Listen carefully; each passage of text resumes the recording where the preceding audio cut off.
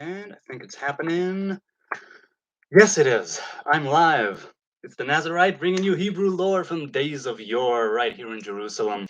Sun's gonna go down in about, just under an hour, basically. I don't have much time. A few things I wanted to talk about. So first of all, such a great video broadcast on Wednesday. There were more comments and questions in the chat that I did not get to, but I really do hope to continue Wednesday's chat on Monday, but I cannot do it now. I didn't think I'd be able to, but definitely I won't be able to do it now. As I've said before, as I keep saying, I want to give you guys my full and complete attention, and that means not doing it hastily, and that means actually reading it calmly and giving you my undivided Yonathanness. So I want just a couple of ideas on this week's Torah portion, Mishpatim. Last week's Torah portion was Yitro, where the Ten Commandments were, the assembly at Sinai, the Ten Commandments. Our sages say that at the time of the giving of the Ten Commandments, when we stood at Sinai, or not the commandments, but not the actual tablets, but at the assembly at Sinai, at that big festival, that there was freedom that was gained from death. If somewhat temporarily, there was something there which was kind of taken away in a good way. And then with the sin of the golden calf, it came right back.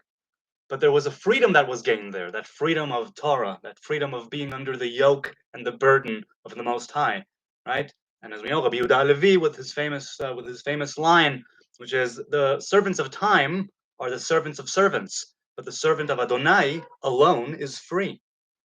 You could disagree with that, but I have definitely seen that being the case with me.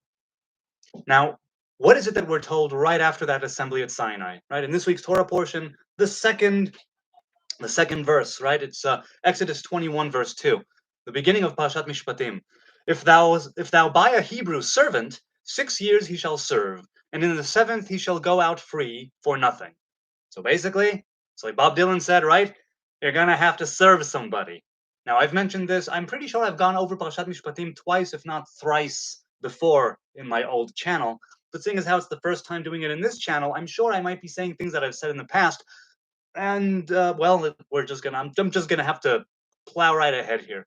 This idea of, after you're gaining that freedom, right, of being the servant of God, one of the first things that the people of Israel are told, or that Moses is told to tell the people of Israel, is that there will be still the possibility of servitude and of slavery.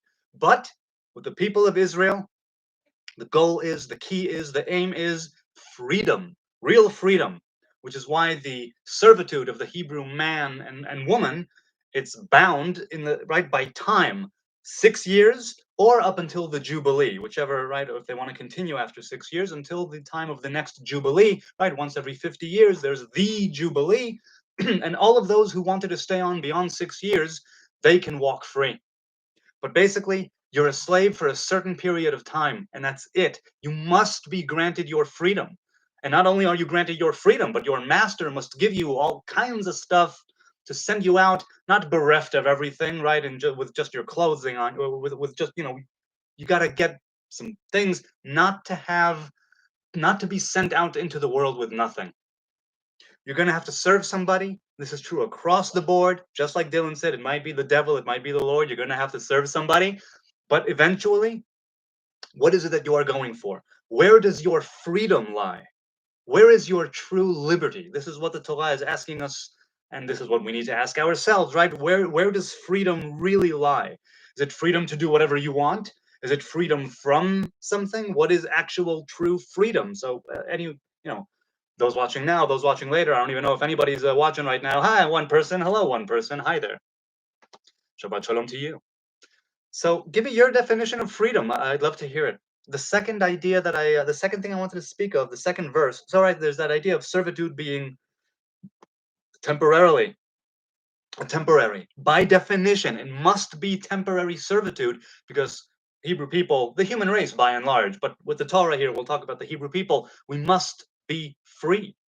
We must be set free, even if because of our own wrongdoing or our inability to pay a debt, or I don't know what, we are sold into servitude. We must go free. The Torah says you have to let him go sooner or later. Even if he wants to stay, Even if the slave says, no, it's a wonderful life, I love my master, I love my kids and my woman, I don't want to go anywhere. It's good. I'm having a good time here. I'm having a fine time here being the servant to you, O master. But no, we must take on a different master, one that is not human, so to speak, right? And for that, we need our freedom. We need our freedom. The second verse I want to speak of is chapter 23, verse 9, talking about the stranger, the Gil. It says, again, JPS Tanakh, and a stranger shalt thou not oppress, for ye know the heart of the stranger, seeing ye were strangers in the land of Egypt. In other words, you people were strangers in a foreign land. You know what that's about. And seeing as how you've been there and you know the heart of the stranger, do not oppress the stranger. You know what that's about. You've been there. Don't do it to others. You're not supposed to do that. If you know something that is in your heart that you wouldn't want, right, it's like the golden rule, kind of, right? And or in Hebrew, in Aramaic, it's basically the same rule of don't do something to others that you would not want others to do to you. Right? Do unto others, that whole thing, the golden rule, right? But this golden rule here, it comes from a bit of a different place, because it's not just I don't want it to be done to me. It's I know what it's about. And if I'm, what's the word, extrapolating? Anyway, expanding on it a little bit, I'm reminded of something that Dr. Jordan Peterson said when he's talking about Jung, and he says in order for a person to be really truly complete and enlightened, right, with light, you need to first come into contact with the shadow, right? All of the parts of you that are evil or that have the capacity for evil, the parts of you that you would want to ignore, the parts of you that you want to pretend are not there, things of that nature. Parts of you that you would rather not actually face. Those are precisely the places that you need to go and the things you need to explore, within certain limits, probably, right? You don't want to drive yourself nuts. Uh, but in order to be really completed, you need to know just how evil you can be.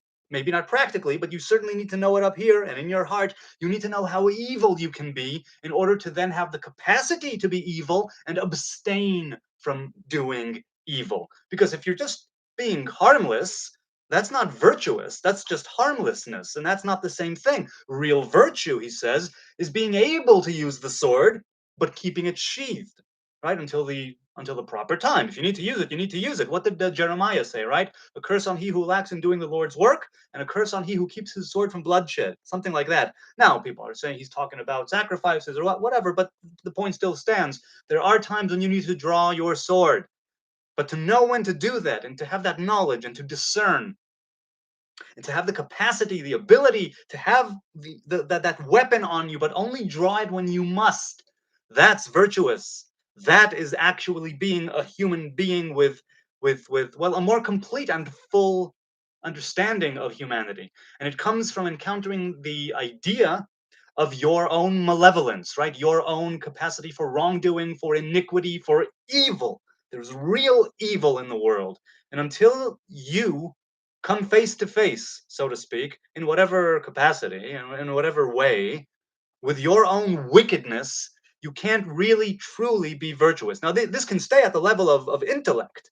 I'm not saying you need to be a horrible person in order to know what it's like. When Moses says here, right, when the Torah says here, do not oppress the stranger. Ye know the heart of the stranger. You were strangers yourselves. And so would you, right? You were in that state. You were in that position. You know what that's like. Don't oppress the ones who are in that same position.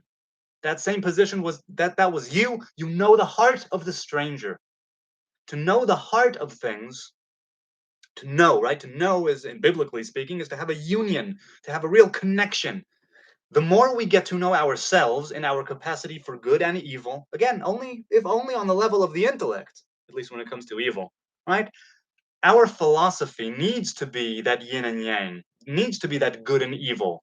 We ate from the tree of knowledge of good and evil. We need to know both in order to then be truly virtuous, not simply harmless, and make the right decision at the right time with the proper reason and intent. We need to have purpose, right, behind the things that we do or the things that we abstain from doing. Now, it's true, not necessarily, you don't necessarily need to go all in and do terrible things, but you need to know that you can do terrible things and that you are just as much of a devil as you are an angel, so to speak. And knowing this and knowing the heart of wickedness will help you to not become wicked. Knowing the heart of the stranger will help you not oppress the stranger. And this can be, all right, and this can be also, what's the word I'm looking for? Anyway, you can say this about different things, different positions, different in all walks of life, and we occupy all kinds of positions and statuses throughout life, and being able to be harmless is not always a good thing, even though you should do no harm, but you should also not take any crap from anyone. You should have the ability to stand up for yourself. You shouldn't have that knowledge of the heart in order to know what to do and what not to do. All right, let's go quickly to the chat. Is there anything there? Nope, there isn't, and it's just over 10 minutes. A good time to say goodbye. Thank you, someone watching now, and I even have a like. Would you look at that? Thank you. I appreciate the like. People watching now, people watching later. I appreciate your time and your kind attention. Oh, hey, Jesus, how you doing, man? Good to see you.